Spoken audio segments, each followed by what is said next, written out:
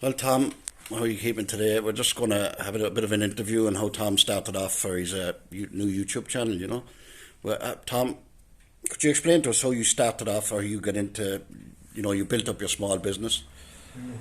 No, started off, I actually was served my time from 1966 as a joiner and different guises and different sites and different jobs and all. And then I started then in here in 1970, so about 1977 and a half you could say. And it took me a couple of years to get acquire any way of working, Yeah, because we're still, I do a bit of outside work maybe for somebody's roofing and general joinery and stuff, yeah, yeah, And the thing is then, I wanted to get into the workshop more because I had worked in furniture workshops and all. yeah, And I sort of got more into that side of things, and then the turning started, because banisters and staircases and all started to feature, and I got into the turning then, and turning in the late 70s seemed to take off in the Yeah. 80s. It seemed to really, become very fashionable in houses and all for turned banisters, like you say, and I got into turning other things like the breakfast bar legs for kitchens, and for big firms and architectural turnings and things eventually, But it started out very small and trying to learn about a turning actually. There was no great instruction for turning at that time. It was very little even in England.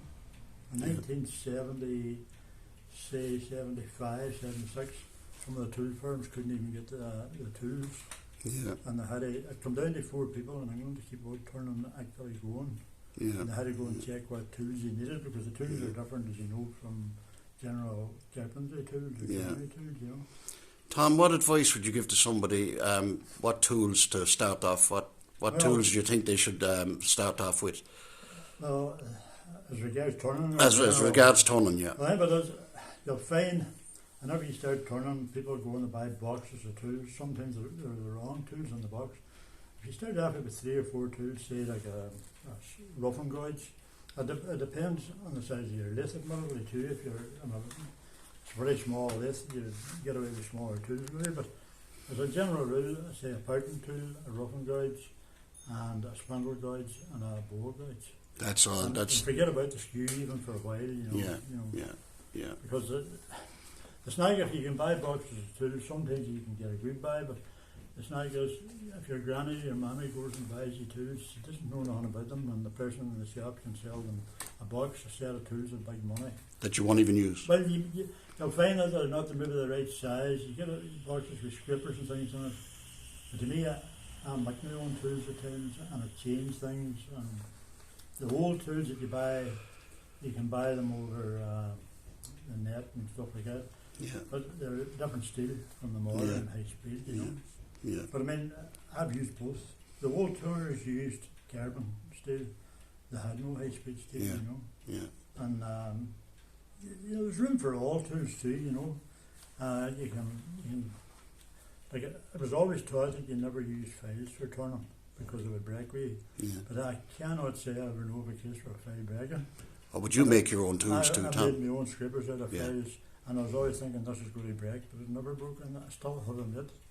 Yeah, All yeah. them years later. Yeah, well, you do a bit of forge work as well. You've a forge Well, out at there. that time I didn't. I didn't actually. At that Yeah. time, though, I tried, and I had no way of working. I had a very, very basic way of working. Yeah, And my first race was like a joke, it was ridiculous. It was a drill with the 2 speeds, both went too fast. right. And there's a famous story there about about a universal woodworker from a crowd in Barnard Castle in England, and they come over and set it up and all. It was a lovely wee machine for my pocket at that time. And the boy looked at the lathe I was using, and he looked at me and he said, "There's one mad boy there, 'Cause I was learning turning, and Yeah. everything was wrong, and the lathe wasn't a lathe, it was a drill-driven attachment. Yeah, yeah, And I thought you had to turn big long turning, so I'd sort of engineered it to do these big long posts, 8 foot long, and that was a scary thing going round, and the vibration of it was going mad. And usually if you got to the crossroads, and get people to come in and hold it down. Like it was like a frightening affair, And the first time I put it on a lump of wood one, and the lump of wood jumped after, because it was vibrating so bad and the speed was totally wrong, And I jumped off, happened up in the air and come down and hit one of the turning chisels. I only had about two. And I hit the turning chisel and hit them out the windows, and I had to fix a new window as well, And it was a disaster, It was just humble beginnings in Tom's. Oh, it was terrible, Yeah. And there was a man, there was a famous turner called Gordon Stokes back in them days, and you could come and turn with him in Bath in England, but the cost was only a dream to me. Every time I got the money, I had to go somewhere else. Yeah. And there was only about 4 serious good turners on, even in England at that time. Yeah. Now in the Mull down there was always turners, but they weren't really wanting to share, Any experience they had. Well, they didn't want to know. Whenever they got their day's work done, they just went home, of course, Yeah. And they were doing specific jobs for the Mull as well, Yeah. And there was no such thing as teaching or nothing like that. Nobody to teach you, So Yeah. I become very self-taught and making a lot of mistakes and learning what happens when you do something wrong and what happens when you don't. But the only good thing about it is, slowly but surely, I kind of got that way that I was able to do turning then for a firm. Now, over a period of 6 months, because I was passionate about it, I learned very quick. And if a thing bit me, I'd come back to it again and chewed at it till I got it. And I turned then for them for 4 years, and but that's professional turning, which is totally different from the classes that we run today. Are more they're a group class instead of just standing there on your own like a machine, But now I learned turning that way, I mean, I got very fast, very quick. Because it was my income as well. Yeah, you were on a conveyor belt system. I was on a conveyor belt. It sounds terrible. Factory conveyor belt, and they were a big joinery outfit. And the paid you and the owned you, and if it was a good day, you had to stay at the list. You couldn't say, I'm going to go out and sit in the sun. And the children were young and all, it was tough. I seen me turning one night up in the corner list, which we can look at some other time, And it was so cold. It was -8, and I had a very inadequate heating system, and I had to step and do press ups in the middle of it to keep it kind of half warm. Keep warm, yeah. And I mind thinking, God, it's awful cold tonight, and I found out the next day it was -8. Right. And that's not sensible. You could damage your health by. And I mean, your workshop here and your whole business dictates that it's it's a workshop that's it's used. There's no it's not spit polished. It's been used all the time. I had a good friend, and he was a lovely man, and he'd done a bit of turning as a hobby, and it was so nice. He probably wouldn't have been interested in doing it for a living, but he said to me, I went down, and Tom opened the workshop door, and a blast of icy air hit me, and I didn't come back for 6 weeks, and I'm thinking, oh my God, how do you do that, like that? I had to go into the workshop where it was warm or cold, and I had to get the thing done. Yeah. But then I learned turning. Yeah. That is the point. I learned turning, and every now and again I would get a kind of fed up because I think I want to do this and I want to do that. I probably want to do too much, Yeah. But I was mad passionate about it, and still get a buzz out of it, which is weird. See, if you remember, every time you do turn a bit of wood, you're getting a look at something another human being hasn't actually seen onto the surface, Yeah. It's as close as you can get probably to maybe carving marble or something like that, where you're seeing a new surface all the time, Yeah. But now, like wood turning for a living is a different thing. Professional wood turning is a totally different thing, Yeah. And you have to turn whatever you're asked to do. You can't say, well, I don't really want to do that. You don't have to do this. Well, I mean, now you have students that they come to you and they do a bit of we turning. make the classes work, and they enjoy the company. Yeah. But that's completely the other side of the coin. And, it has to be stated. You're not trying to dress one up as the other. They're two different worlds there, Yeah. And I've turned small things for antique furniture, and it was embarrassing, and they'd be hand somebody a wee bag, like a bag of sweets, and you're looking for £1 each, and they're thinking, what's this, but then they ordered them specifically, Yeah, I know what you mean, yeah. And I've turned lots of spindles for staircases. I can turn them in my shop, and nail posts and things, and like I say, you develop a good way of working too, you know. Yeah. But in all honesty, back in the early days, bowls wasn't the thing. If you had to turn the bowl, the finish mightn't have been as good as it is other now. They've good finishes and all now, you know. Yeah. The chemist has really given us boom time finishes, you know. Yeah. That wasn't about at the start, you know. What about timber, Tom? The timber was always a problem. There was a group of turners actually in this area. There was a fine woodwork teacher in Staban Technical College, and I'm trying to just get his name now, you know.